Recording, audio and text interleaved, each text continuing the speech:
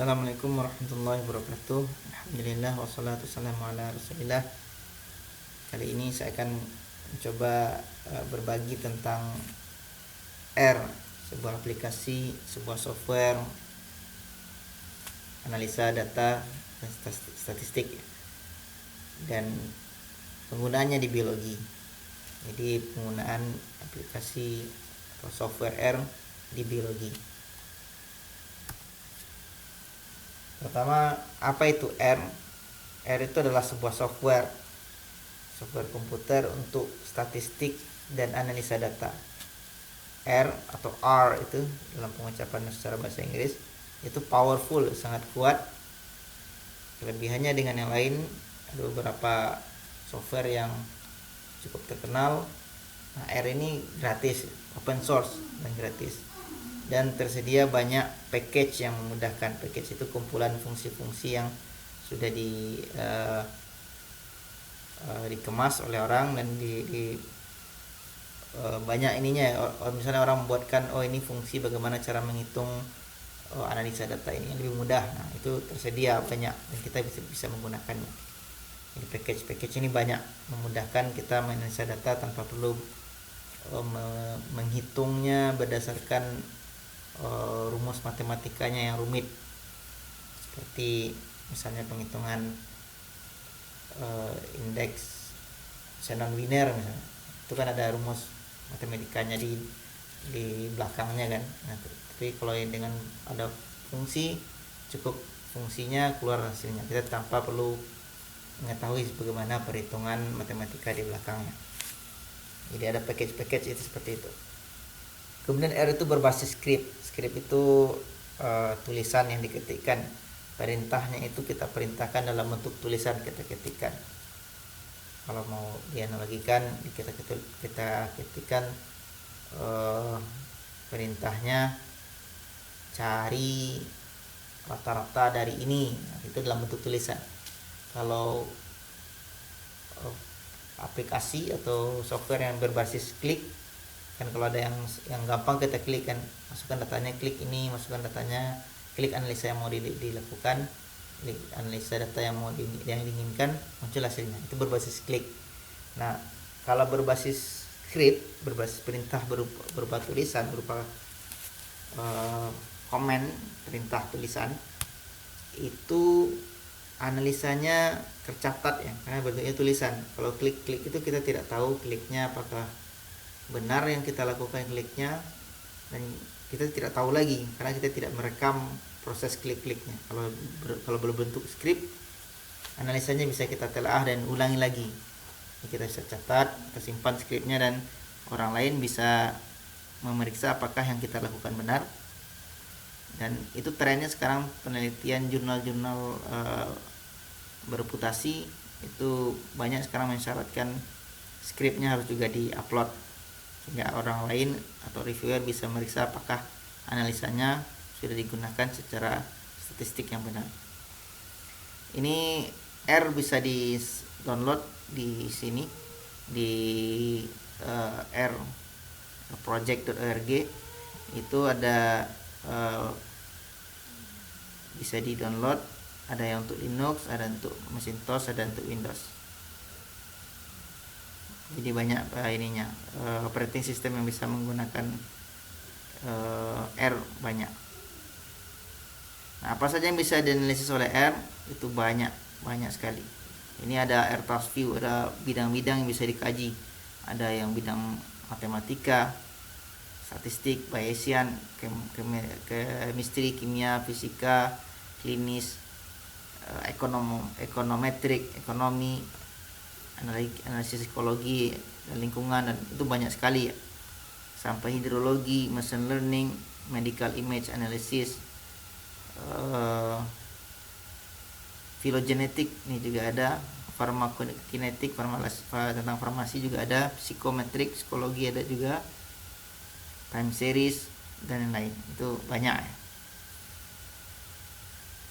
Itu task view-nya ini baru bidang, belum lagi ketika kita klik task view ini banyak analisis yang bisa dilakukan. Dan bagaimana R dan biologi itu R bisa digunakan untuk menganalisa data biologi. Ini beberapa contoh buku panduan bagaimana cara menganalisis data-data yang terkait dengan biologi ya.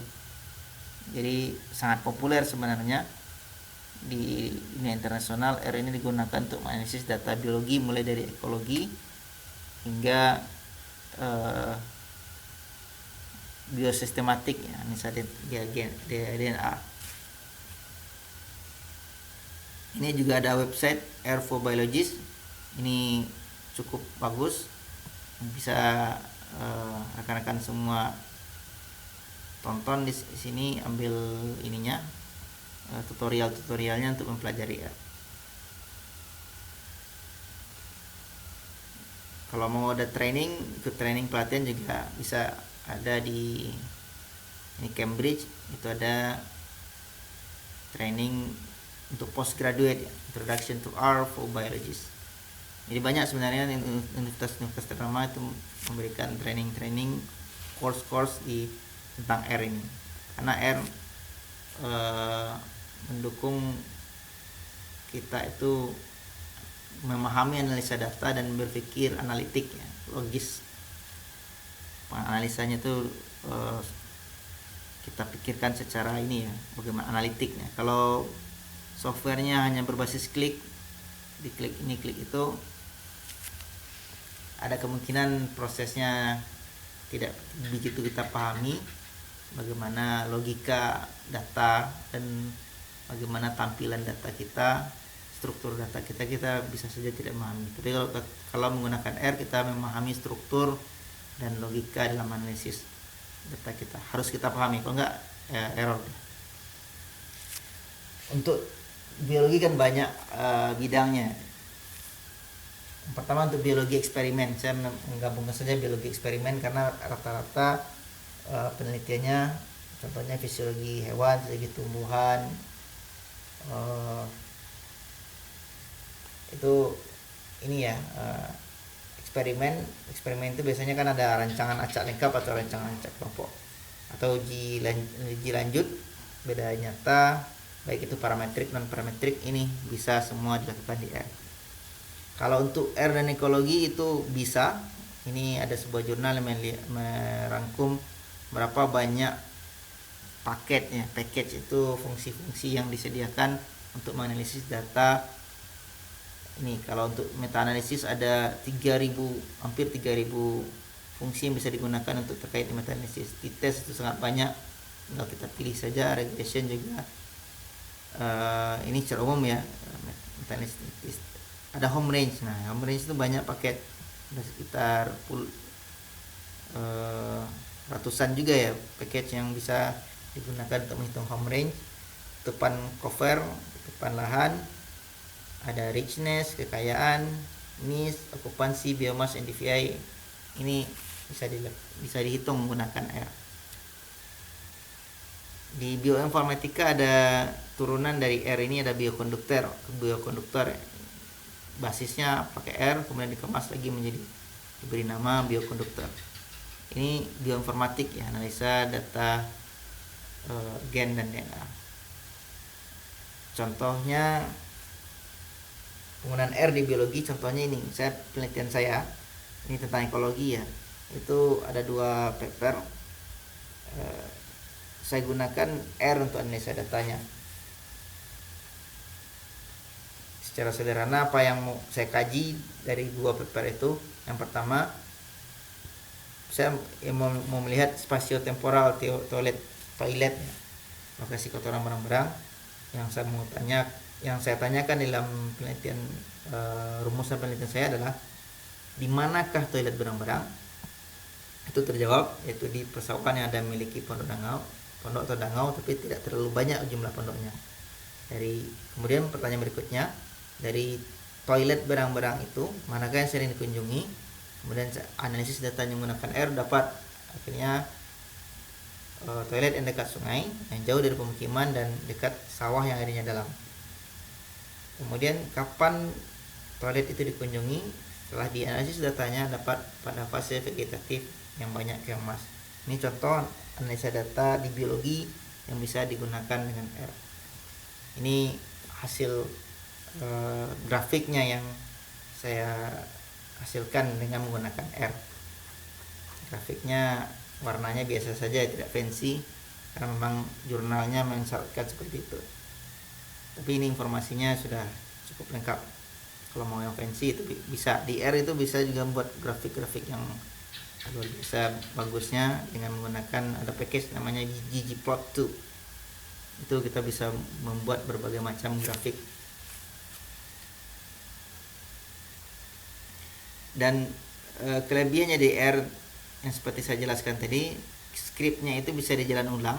Jadi artikel saya tadi yang Adrian Usio 2017 itu sudah saya upload datanya dan kodenya. Skripnya itu sudah saya upload. Jadi siapapun bisa mengulang lagi sama persis hasilnya seperti yang saya lakukan. Jadi grafik ini bisa didapatkan lagi sama persis dengan menjalankan skrip atau kode yang saya upload di Figshare ini bisa dicari.